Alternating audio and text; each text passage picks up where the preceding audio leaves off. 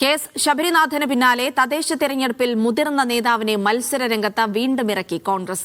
വടക്കാഞ്ചേരി മുൻ MLA അനിൽ അക്കരെയാണ് അടാട്ട് പഞ്ചായത്തിൽ മത്സരിക്കുന്നത്. പാലക്കാട് മണ്ണാർക്കാട് നഗരസഭയിൽ CPM-ന് വെല്ലുവിളിയായി PK ശശി അനുകൂലികൾ മത്സരത്തിനൊരുങ്ങുകയാണ്. അടാട്ട് പഞ്ചായത്തിന്റെ 15-ാം വാർഡിലാണ് മുൻ MLA മത്സരിക്കുക.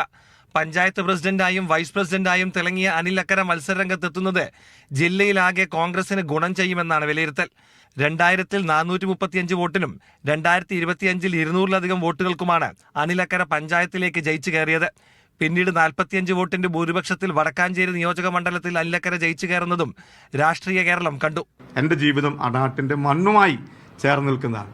അടാട്ടുകാർ എന്നോട് ആവശ്യപ്പെട്ടിരിക്കുകയാണ് അത് തിരിച്ചു പിടിക്കാൻ.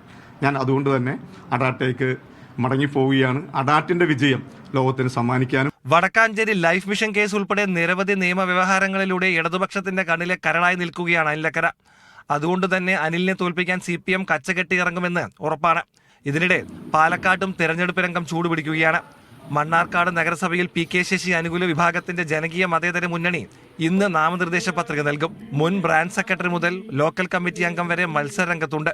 PK ശശിയെ കഴിഞ്ഞ കുറെ കാലങ്ങളായി സ്നേഹിക്കുന്ന ഒരുപാട് ആളുകൾ പാലക്കാട് ജില്ലക്കകത്തുണ്ട്.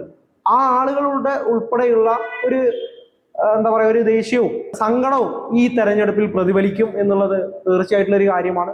പാലക്കാട് ബ്യൂറോയ്ക്കൊപ്പം മീഡിയ 1 തൃശൂർ.